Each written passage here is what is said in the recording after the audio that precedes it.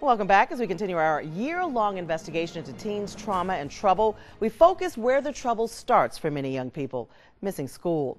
Kids as young as kindergartners wind up in courtrooms throughout Georgia for truancy. Sharon Reed examines a Fulton County diversion program that has an 86% success rate of keeping kids in classrooms and off the streets. We just started just doing all kinds of things, from skipping school to fighting to just doing a lot, As a high school freshman, Erica Muntz ditched school more than 120 times and was close to failing out. That's all high school is about. It's like your friends, like who you hang with, basically. Like if you're not with that crowd, then you're like nothing. Did that help? Her mom couldn't scare her straight. I would scream, yell, holler, whatever I needed to do to try to get through to her, but I wasn't getting through to her. So a judge decided to. The next thing I know, I got a letter in the mail saying that we had to report to court. Erica was enrolled in the Truancy Intervention Project, also known as TIP. An attorney was assigned as her mentor and advocate, and she was required to complete a youth mentoring program. I had to start over completely, so I went to another high school, got some of my credits. It's hard work, but all you gotta do is set your mind to it. But there are other reasons kids are forced to miss school. My heat was broken. We used to be freezing. For Shambrell Watts, the inability to keep the heat on in her apartment led to her moving her 4 girls to her grandmother's house and further away from their school. No car meant no way for her 2 oldest girls to get to school, so Anaya and Mariah missed a month. It wasn't a big deal Until the social worker showed up at my door. Shambrell also was referred to the Truancy Intervention Project. Sometimes the parents just don't know what's available to them. It's a drastic change from the zero-tolerance approach where truant kids were kicked out of schools and plunged into the court system. The idea of detaining children for things that, especially with the younger children, were way beyond their control made absolutely no sense. Attorney Terry Walsh founded TIP 25 years ago with then Fulton County Juvenile Court Judge Glenda Hatchett. The fact is, a lot of conduct that used to get you sent to the principal's office has now been criminalized, which is terrible. Advocates say poverty, lack of health care, trauma, they are driving forces behind truancy, more so now than ever before. We know in Georgia some of the leading causes of student absences are asthma, oral health care, behavioral health. When children live in poverty, they have elevated instances of those healthcare challenges. At TIP, truancy is used as an excuse to intervene and get kids, some of them as young as 8, on the right track.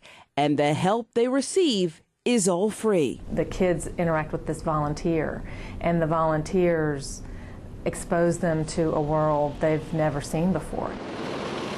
Educators say missing just 2 days a month can lead to illiteracy, poor grades, even dropping out. Even the slightest engagement in class is almost a sure shot for you getting to graduation on time and graduating. Walsh says volunteers have saved $5.4 million in court-appointed lawyer fees alone. That figure is dwarfed by the real savings, and the real savings are in juvenile crime prevented and teen pregnancies prevented. Catching them early, and that was Sharon Reed reporting. TIP has early intervention partnerships with 20 elementary schools in Fulton County, including Atlanta Public Schools. Participants are referred to the program through court or even social services. Now, this gives us a lot to actually cover, a lot of ground to cover for the rest of this program. Joining me now, Jessica Pennington, who you saw in the story, Executive Director of the Truancy Intervention Project, and Ajwa Artry, Board Chair of the Truancy Intervention Project. Both of you, thank you so much. We've seen so much about these young people. Let's really kind of get this started. Viewers really would be shocked to see how early, how young these children are that are starting with these truancy problems. And we've been talking off camera about this, and it's things that usually have to do with the parents. Why are they not showing up in kindergarten? Well, I think some of the things that you've talked about in the previous segment are exactly right. It's parents who are overwhelmed. Most of our families are living at or below the federal poverty level. The children are attending Title I schools where free and reduced lunch is the norm. So there are a lot bigger fish to fry in that house. Usually there are a lot of economic issues to confront, health issues that are going on, and school just sort of falls down on the priority list. So how many would you guess children are not in school on any given day? Ooh, I wouldn't wager a guess. That would be a total guess. You know, we see on average about 400 students a year are referred to our program. Okay. The enrollment system-wide is thousands of kids, so most kids are doing the right thing. Most families are doing the right thing. The school systems are there to support families and really are that first line of defense. And normally, once an absentee problem starts to get flagged, the school reaches out and they put into place some supports, and that usually fixes the problem. So we get kind of the worst of the worst. Are we seeing a lot more single parent homes or issues where the kids are, it's more of a problem than it has been in years past? What are you noticing? We're definitely seeing more single family homes, and then also you have the homes where it's the grandmother who's stepped in for the parents to take care of the kids, which that creates separate issues just because they're a little bit older, they're tired, they've raised their kids, and so trying to wake up every morning to get a child up for school just is a different issue. And so, a single parent or a single grandparent who's taking care of multiple kids and trying to get multiple kids to school, it's just sometimes overly burdensome for them. And we hit on a big problem that it appears if you get to these kids early, the chances of them being involved in serious crimes and other things, that goes down. Have you noticed that definitely? Oh, without a doubt, yeah. I think the research is clear that early and effective intervention puts kids back on the right path. And what we know is that children who are not in school are not up to any good.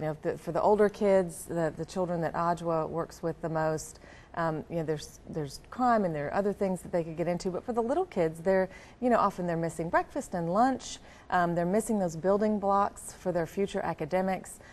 So every day inside a class, every day in that seat in a classroom, greatly increases the students' odds for success. Imagine we're going to talk about some of the things these kids are doing, what you're seeing, some of the surprises you've seen. When we come back, we're going to take a quick break, and we're going to resume our conversation on truancy and what the Truancy Intervention Project is actually doing to make a difference. That's when Public Affairs on Beach returns. Don't go anywhere.